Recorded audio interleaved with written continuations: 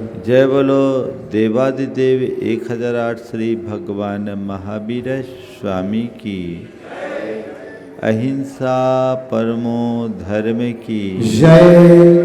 परम पूज आचार्य गुरुवर श्री विद्यासागर जी महाराज की जय। नवाचार्य श्री समय सागर जी महाराज की, पूज्यवर मुनि श्री प्रमाण सागर जी महाराज की, पूज्यवर मुनि श्री प्रसाद सागर जी महाराज की, पूज्यवर मुनि श्री शीतल सागर संधान सागर जी महाराज की नमस्ते। आज आप सब लोग बड़े आनंदित दिख रहे हैं, और आनंद भी क्यों ना हो, भगवान का जन्म जो हुआ है। जब एक किसी सामान्य व्यक्ति का जन्म होता है तब भी हमारा मन आनंद से भर जाता है। तो जब त्रिलोकीनाथ का जन्म हो तो आनंद क्यों ना हो। शास्त्र कहते हैं कि भगवान के जन्म से 3 लोक में हर्ष की लहर प्रकट होती है। नारकानाम अपि मोदन्ते, नारका अपि मोदन्ते यस्य कल्याण परवशु। जिनके कल्याणकों की घड़ी में नारकियों को भी क्षण भर के लिए प्रसन्नता आ जाती है, तो फिर बुढ़ार वालों की प्रसन्नता की तो कोई सीमा ही नहीं। भगवान के जन्म से हमें इतनी प्रसन्नता। भगवान कहते हैं मेरे जन्म से प्रसन्न होने की जगह तुम जन्म भर प्रसन्न बने रहने का रास्ता पकड़ो। क्या चाहते हैं? भगवान के जन्म की प्रसन्नता मनाने की, केवल जन्म की प्रसन्नता मनाने की बात, या जन्म भर प्रसन्न बने रहने की बात? बोलो। तो भगवान कहते हैं मुझे मानोगे तो जन्म में प्रसन्नता होगी, और मेरी मानोगे तो जन्म भर प्रसन्न रहोगे। क्या चाहिए? भगवान को मानने वाले पल भर प्रसन्न होते हैं, अब भगवान की मानने वाले जीवन भर प्रसन्न होते हैं। बंधुओं, आज के संदर्भ में 4 बातें आप सबसे करूंगा। जन्म, जीवन, जीवन शैली और उसका फल। जन्म की दृष्टि से देखा जाए तो हमारे जन्म में और भगवान के जन्म में कोई मौलिक अंतर तो नहीं था। भगवान भी उसी तरह 9 माह माँ के पेट में रहे और उसी प्रक्रिया से इस धरती पर आए, प्रकट हुए, जैसे हमारा और आपका जन्म होता है। जन्मगत दृष्टि से हम में और भगवान में कोई अंतर नहीं।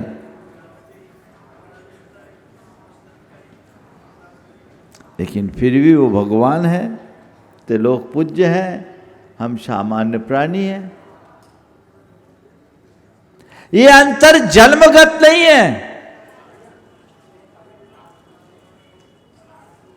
ये अंतर जीवन शैलीगत है। हम जैसी जीवन शैली अपनाते हैं हमारा जीवन वैसा होता है, और जैसा जीवन होता है वैसी ही जीवन की उपलब्धियां होती है। भगवान ने जन्म नहीं लिया, भगवान ने जन्म को सार्थक बनाया। क्या बोल रहा हूं? भगवान ने कोरा जन्म नहीं लिया, भगवान ने अपने जन्म को सार्थक बनाया। और हम आपने जन्म लिया, और पहली बार जन्मे ऐसी तो बात नहीं है, अनंतों बार जन्म लिए, और जन्म लेने के बाद अपने जीवन को व्यर्थ खोया, है ना। संत कहते हैं जन्म लिया है तो इसे सार्थक बना। और जन्म की सार्थकता किसमें है? आप लोग अपने जन्म की सार्थकता किसमें मानते हो? अरे मेरा जीवन सफल हो गया। किसमें? पढ़ लिख गए, पैसा कमा लिए, नाम कमा लिए, परिवार बसा लिए, पहचान बना लिए, पद पा लिए, प्रतिष्ठा पा लिए, मेरा जन्म सार्थक हो गया। भगवान कहते ये सब सार्थक नहीं हो रहे, ये सब व्यर्थ हो रहे। ऐसा तूने पहली बार नहीं, अनंतों बार पाया और खोया है। जन्म को सार्थक करना है तो संयम की राह पकड़ो, धर्म के पथ पर चलो। संयम की राह पर चलोगे तो तुम्हारा जन्म सार्थक होगा। हम तीर्थंकर भगवंतों के जीवन चरित्र को पलट करके देखे। सभी तीर्थंकरों ने जन्म लेने के बाद क्या किया? दीक्षा ली ना।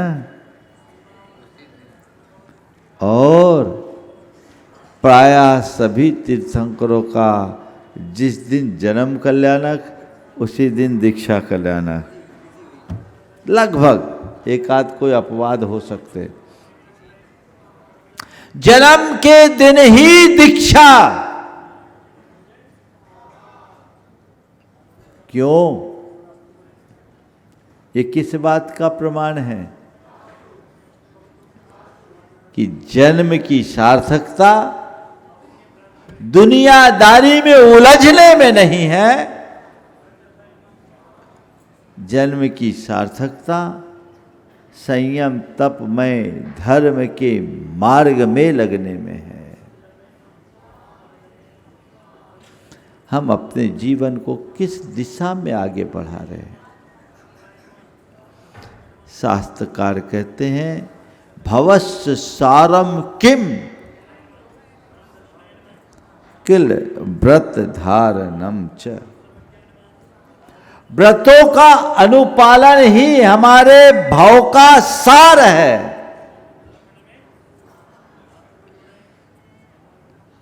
ये जन्म किस लिए मिला? कभी विचार करते हो?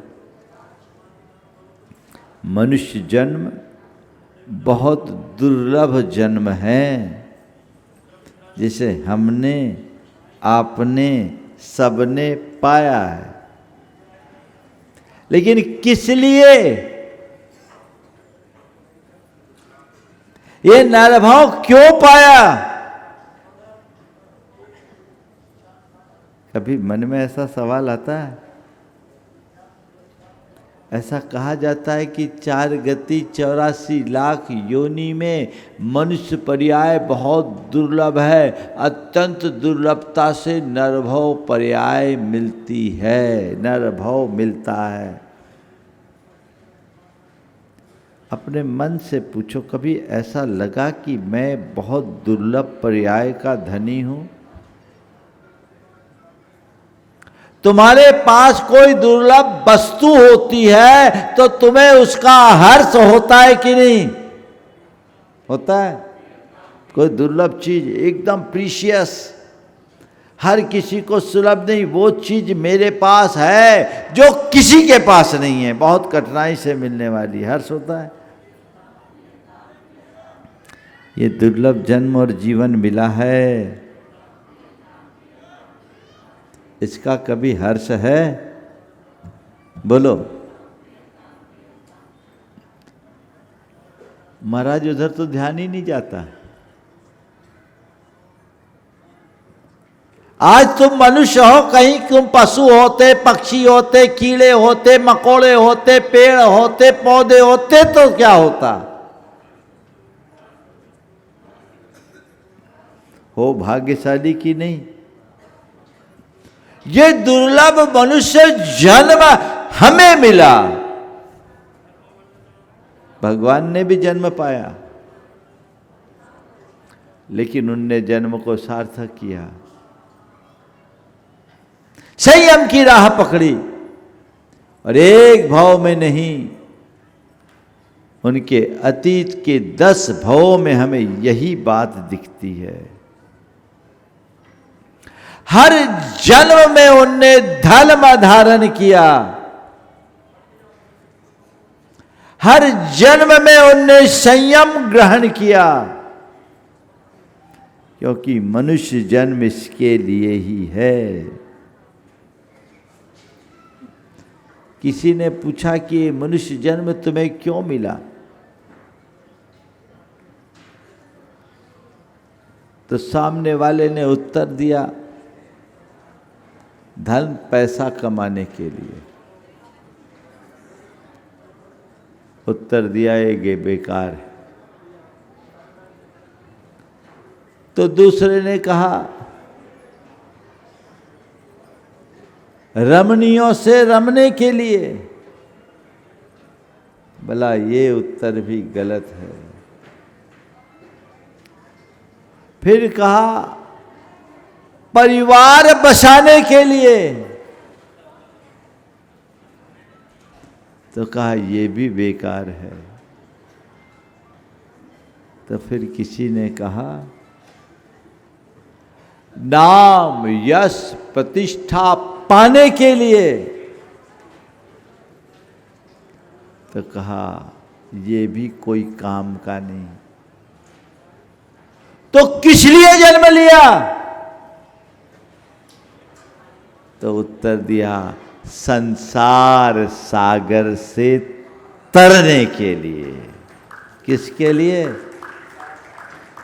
संसार सागर से पार उतरने के लिए। कभी मन में आता है, बहुत हो गया संसार वास, अब मुझे तरना है, भव सागर से पार उतरना है। मन में आता है। थोड़े बहुत जब गुरुओं के पास बैठते हो, प्रवचन सुनते हो या शास्त्र का अध्ययन करते हो, तो कुछ पल को ये आ जाता होगा, लेकिन बाहर की हवा लगते ही सब हवा हो जाती है। एहसास ही नहीं, क्योंकि यो यत्र निवसन्नास्ते तत्र कुरुते रतिम, सतत्र कुरुते रतिम। जो जहां रहता है वो वही रम जाता है। हम संसार में रमते रमते इतने रम गए कि संसार से पार उतरने की कोई दृष्टि ही नहीं। भगवान कहते, कोई अज्ञानी ना समझ करे तो कोई बात नहीं, तू तो ज्ञानी है, तत्व को जानने वाला है, जिन कुल में जन्म लिया है। अब नहीं पहचानेगा तो कब पहचानेगा? दुर्लभता से जन्म पाए हो, इस जन्म को सार्थक बनाने का प्रण कीजिए। इस जन्म को खोना नहीं है। मुझे अपने जन्म को सार्थक बनाना है, क्योंकि ये जन्म बहुत दुर्लभ जन्म है।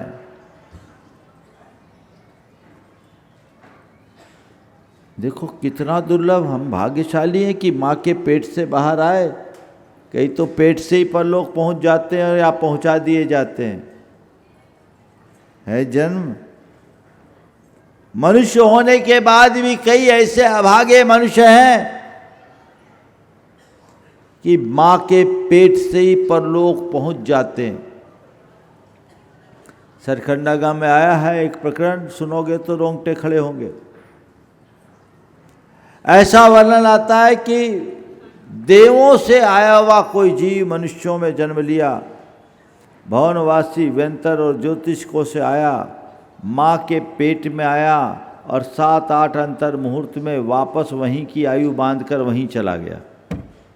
कितनी देर में आया वहाँ से और मुहूर्त पे तक यानी 7-8 मुहूर्त में वापस चला गया। कुछ घंटों का मेहमान बना और जहाँ से आया वहीं चला गया, तुम्हें पता ही नहीं लगा।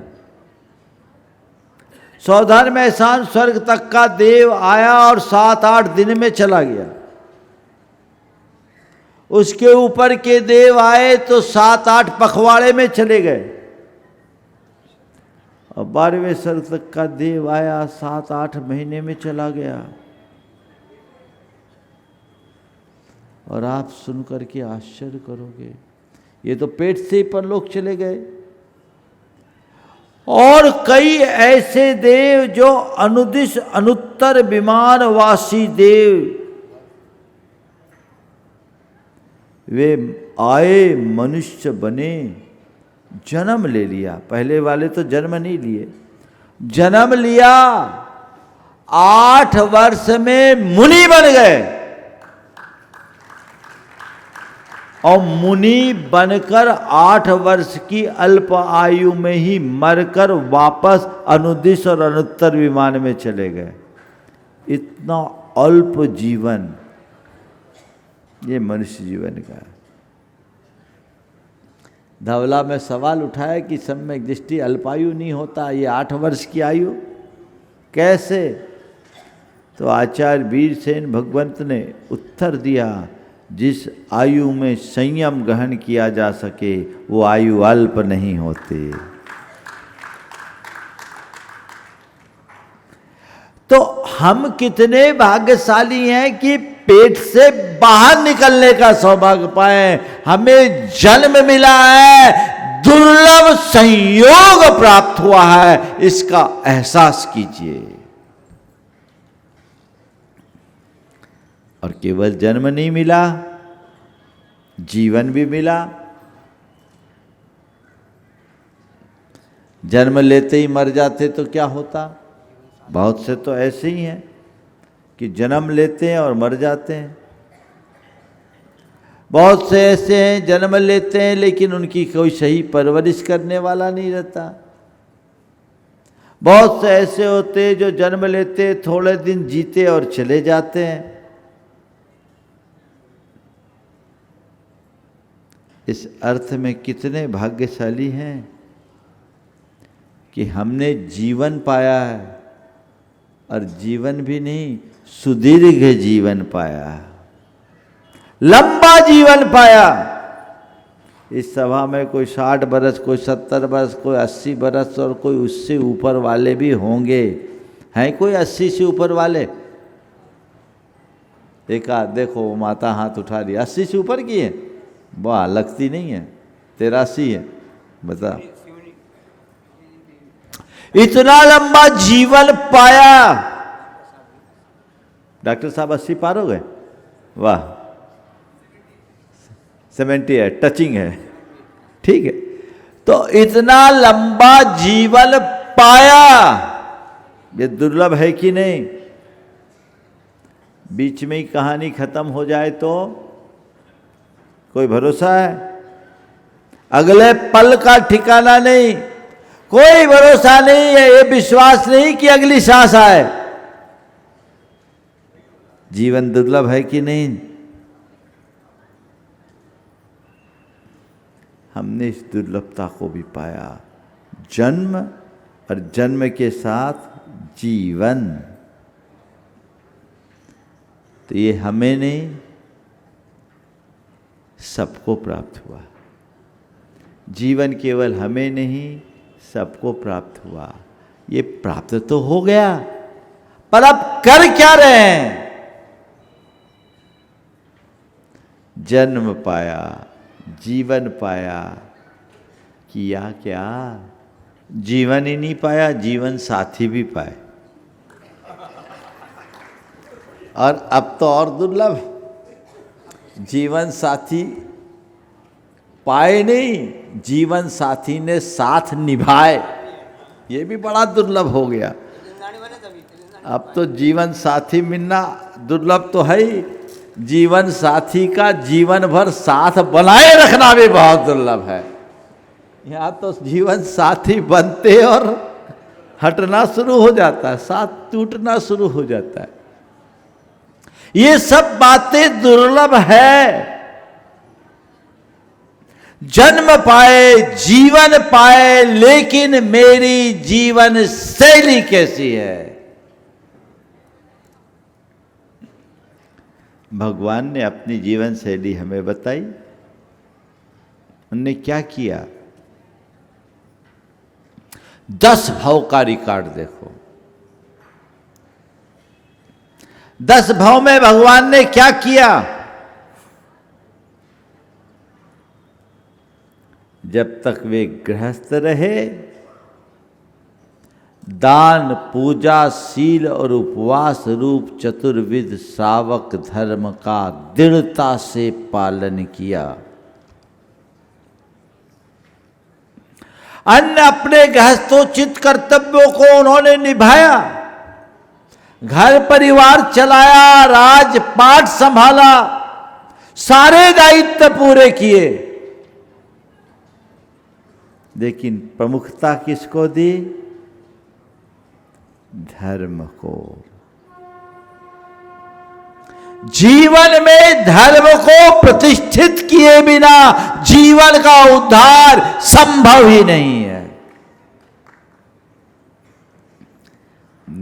नतीजा क्या निकला? हर भाव में उनके जीवन का उत्कर्ष हुआ। और एक बात और देखना, तीर्थंकरों ने दृढ़ता से धर्म किया, लेकिन इनके जीवन में बड़े बड़े उपसर्ग भी आए। पारसनाथ भगवान को देख लो, 10 भाव में उत्सर्ग उपसर्ग उपसर्ग, फिर भी उनने धर्म का साथ नहीं छोड़ा। भाव भाव में उपसर्ग आए, संकट आए, लेकिन हर उपसर्ग को उनने अपने उत्कर्ष का कारण बनाया। ये जीवन शैली है। श्रावक धर्म का पालन श्रावक अवस्था में करिए। दान, पूजा, शील, उपवास को अपना धर्म बनाकर चलिए, लेकिन इतने में संतुष्ट मत होइए। भगवान यहीं नहीं रुके। हर तीर्थंकर भगवंत के चरित्र को पलट करके देखो। 10 भाव में 5 भाव उनके मनुष्य के हुए, और हर भाव में वे मुनि बने। क्या बने? पहले श्रावक धर्म का पालन किया, जीवन के अंत अंत में ही सही पर मुनि बने।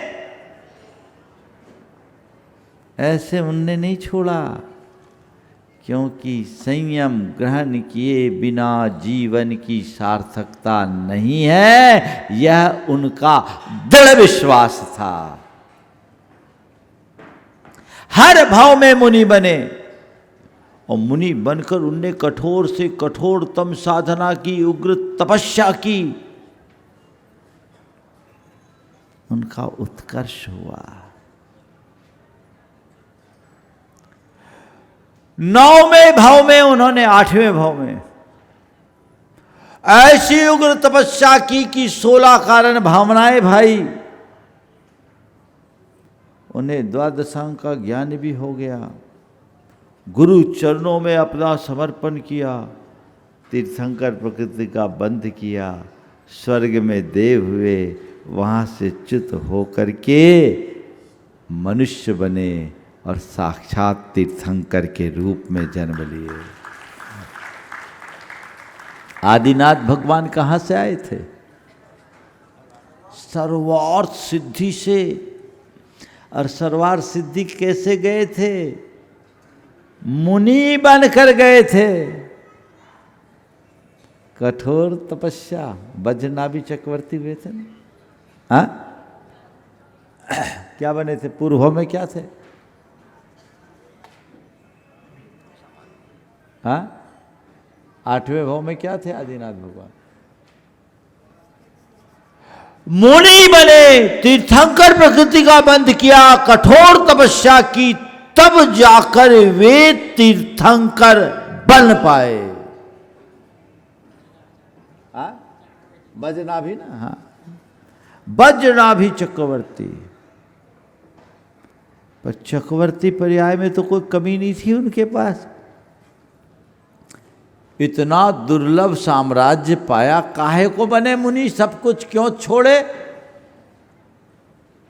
कई बार लोग कहते हैं ना, हम धर्म क्यों करें, मुझे क्या कमी?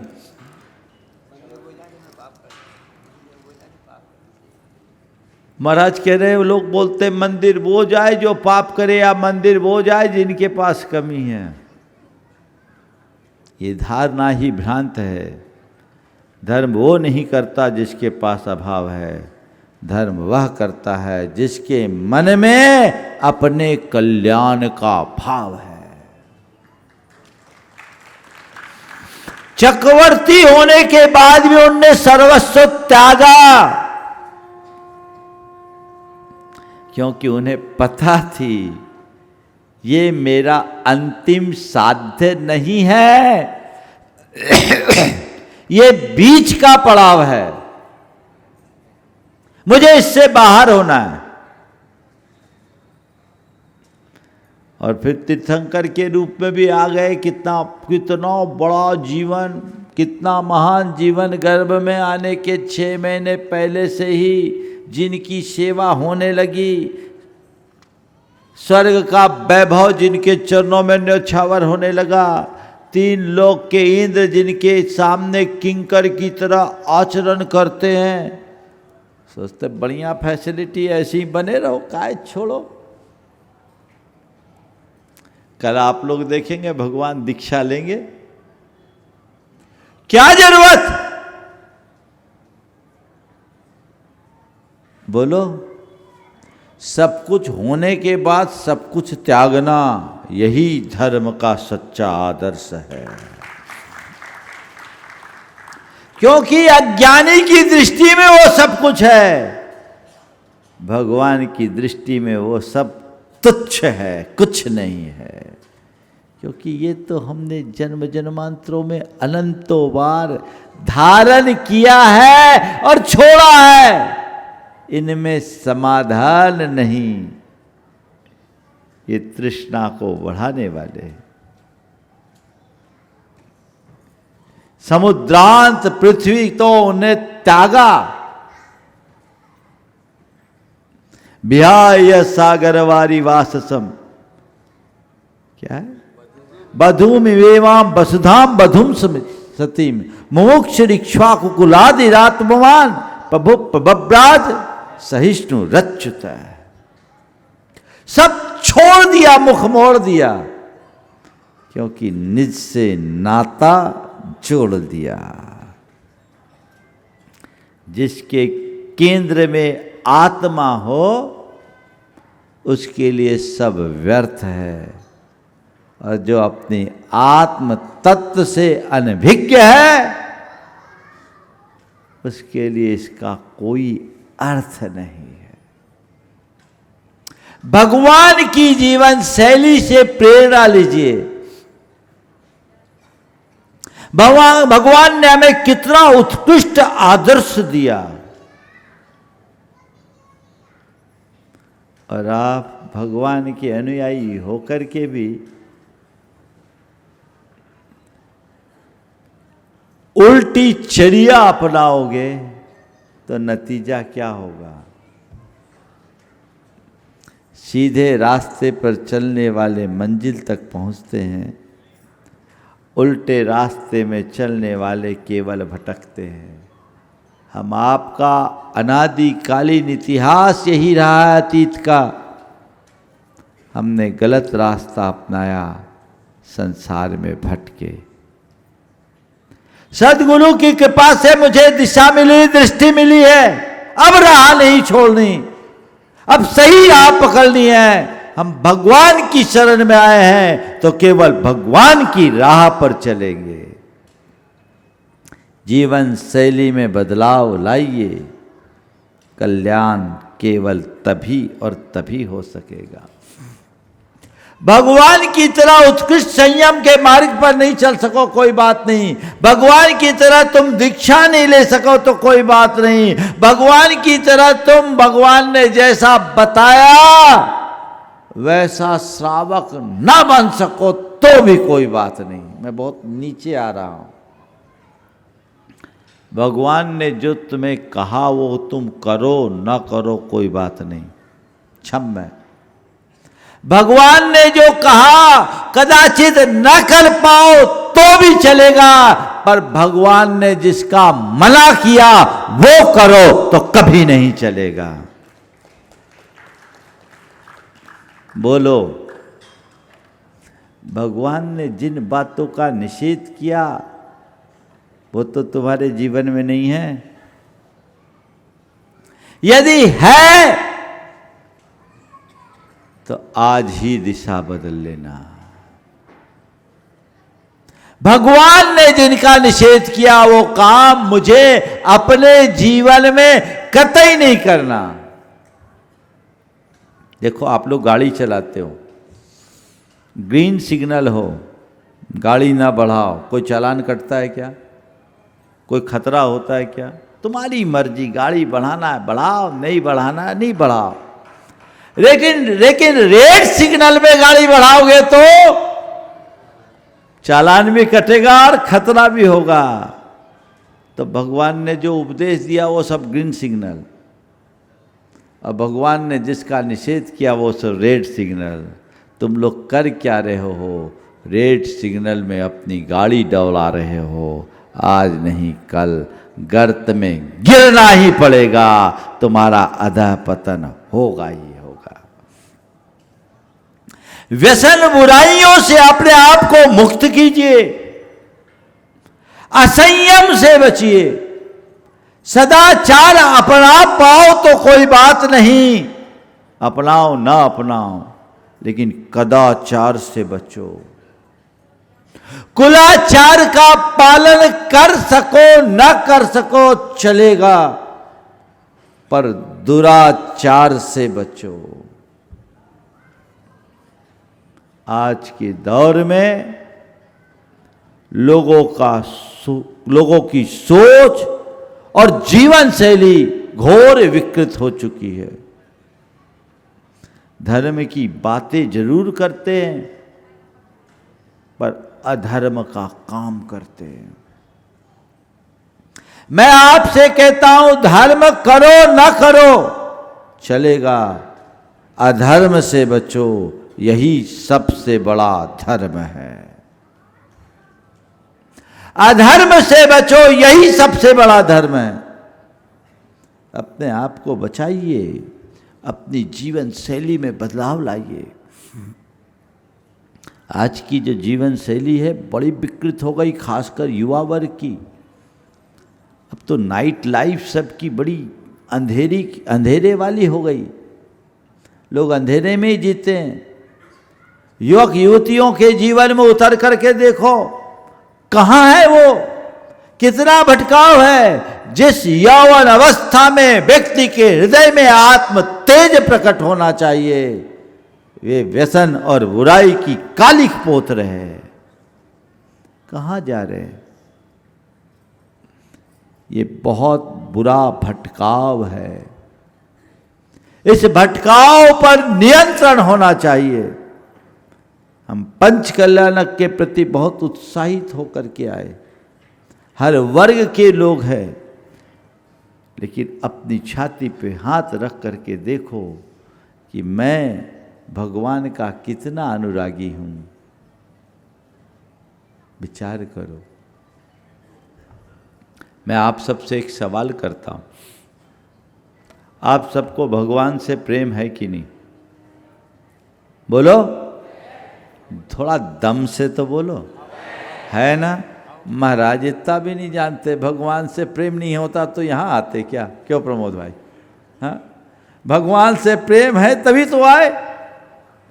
भैया ठीक है, मैं आपसे एक सवाल करता हूँ। कोई व्यक्ति आपसे प्रेम करे और काम वो करे जिसका आप निषेध करो, तो आपका प्रेम उसके प्रति रहेगा? बोलो, रहेगा क्या? काम उल्टा करोगे और प्रेम भी करोगे तो सामने वाला तुमसे कभी प्रेम रखेगा?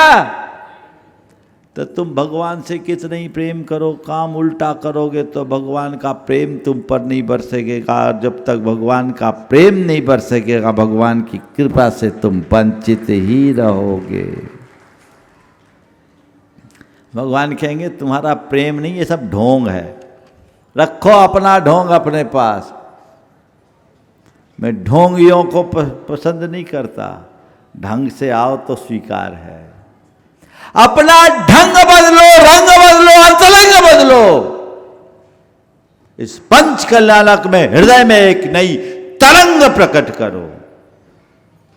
जीवन शैली में बदलाव, ये हमारे जीवन का लक्ष्य होना चाहिए। तय कीजिए इस पंच कल्याणक से, अब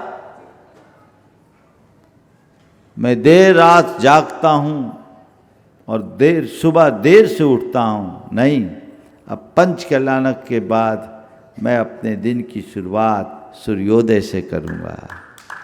अभी तो आ ही रहे हो आप लोग सुबह जल्दी उठ के। मैं सुबह उठते ही मोबाइल देखता, नोटिफिकेशन के पिक देखता। अब सुबह उठूंगा तो सबसे पहले भगवान का नाम स्मरण करूंगा, भावना योग से दिन की शुरुआत करूंगा। मैं सुबह उठता सबसे पहले चाय पीना पसंद करता, अब सुबह उठ करके चाय नहीं, भगवान का स्तवन करूंगा, नमोकार की जाप करूंगा। मैं सुबह उठते ही न्यूज पढ़ने देखने की बात करता, अब सुबह से न्यूज नहीं, भगवान की वाणी सुनूंगा, भगवान के उपदेशों को सुनूंगा, गुरुओं की वाणी को सुनूंगा, भगवान का अभिषेक करूंगा, पूजन करूंगा।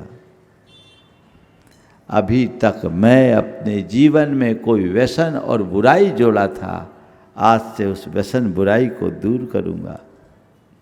अपने जीवन शैली में बदलाव लाइए। आप खुद तय कीजिए कि मेरे जीवन में कहां क्या खामियां हैं जिसे मुझे सुधारना है। परिवर्तन तो करना ही पड़ेगा, आज करे तो और कल करे तो। आजकल की पीढ़ी बहुत तेज भागती है, उनको बोला जाए, मना भी किया जाए तो उधर ध्यान नहीं होता। एक बार एक व्यक्ति अपनी गाड़ी लेके जा रहा था, एक बोर्ड लिखा था, इधर न जाए, ये रास्ता खराब। एक साइन बोर्ड था, उधर न जाए, ये रास्ता खराब है। उसने देखा, बोला इतना शानदार रास्ता है, चौड़ी सड़क है, पिच बहुत अच्छी है, ये किसी की शरारत दिखती है। उसने उस नोटिस को अनदेखा किया, गाड़ी आगे बढ़ाया, 20 मील आगे गया, देखा एक पुल टूटा हुआ था, आगे रास्ता बंद। बड़ा पुल टूटा हुआ था, आगे रास्ता बंद। अब उसको रिवर्स लाने के अलावा और कोई उपाय नहीं था। गाड़ी रिवर्ट किया, आया, लौटते समय उसी बोर्ड पर नजर पड़ी जिसके पीछे लिखा था, आखिर लौट कर आना पड़ा न, आखिर लौट कर आना पड़ा ना। बस भाई, हम भी यही कहते हैं, तुम्हें गुरु बताते ये रास्ता खराब है, तुम्हें लगता है महाराज तो ऐसे ही कहते हैं, रास्ता तो यही अच्छा है, खूब आगे निकल जाओगे। फिर लौट के बुद्धू क्या हुआ? बाद में अकल आती है, जब कुछ बस का नहीं रहता। आज ही परिवर्तन लाइए, जीवन को बदलिए, जीवन शैली में परिवर्तन लाए बिना जीवन में कामयाबी नहीं। जीवन की उपलब्धि उसी में है कि हम अपने जीवन शैली में व्यापक परिवर्तन घटित करें, जीवन को आगे बढ़ाने का प्रयास करें। इस समय आप सबके हृदय में घोर विशुद्धि है, ये भाव विशुद्धि है। पंच कल्याणक की विशुद्धि इस तरह से बढ़े, इस तरह से बहे, इस विशुद्धि की धार में मन की सारी अशुद्धि बह जाए। संकल्प लीजिए, जीवन शैली को परिवर्तित करेंगे, अपने जीवन को निखारेंगे।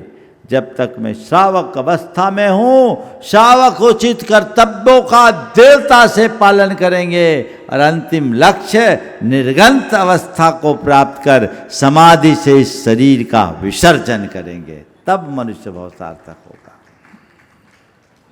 तब होगा। हमारे गुरुजी ने एक गलत परंपरा चालू कर दी। क्या गलत कर दी? वो गलत परंपरा कैसे चालू की? आप कहोगे महाराज जी की परंपरा को गलत बता रहे हैं। हाँ, बता रहा हूँ, समझना पूरी बात। इसलिए कि उनने बाल ब्रह्मचारियों की परंपरा डाल दी, तो तुम लोगों ने ये तय कर लिया अब हमारे तो ब्याह हो ही गए, अब हमारे तो रास्ता ही बंद है। उनने ब्रह्मचारियों के अलावा दीक्षा दी नहीं, इसका एहसास उन्हें बाद में हुआ होगा, इसलिए आखिरी में रास्ता खोल दिए महावीर जी की दीक्षा दे के, उत्कृष्ट सागर जी बनाकर, उत्कृष्ट सागर जी महाराज बना दिए, रास्ता खोल दिए। हम जब अपना इतिहास पलट कर देखते हैं तो 24 तीर्थंकरों में 19 ने पहले गृहस्थी बसाई ना, 19 ने गृहस्थी बसाई और गृहस्थी बसाकर लंबा समय गृहस्थी में बिताया। ऋषभदेव भगवान को देखो, 84 लाख पूर्व में 83 लाख पूर्व तक वो राजपाट वैभव का संचालन किए। अंतिम 1 लाख पूर्व में 1000 वर्ष तपस्या किए और शेष काल तक उनने धर्म का प्रवर्तन किया। अगर इसे आम भाषा में कहें तो 84 लाख की आयु थी तो 83 लाख घर में भोगे। 84 वर्ष की आयु थी, 83 वर्ष घर में भोग लिए, 1 वर्ष को निकले, लेकिन 1 वर्ष में भी अपना उत्कर्ष किया ना। 24 में से 19 तीर्थंकरों ने विवाह करके गृहस्थी बसाई, फिर अपने कल्याण के मार्ग में निकले। भाइयों, आपका भी रास्ता खुला है। ये मत सोचो कि मैं गृहस्थी में फंस गया तो अब क्या होगा। गृहस्थी में फंसे हो, उलझो मत, दायित्व की तरह गृहस्थी का पालन करो। जिनकी संतान योग्य हो गई है, व्यापार व्यवसाय और जिम्मेदारियों को संभालने में समर्थ हो गई, उन्हें चाहिए कि वे अपने कल्याण के मार्ग पर आगे बढ़े। पुराने समय में ऐसे उदाहरण मिलते थे, राजा महाराजा भी संतान के योग होते ही राज तिलक करके निकल जाते।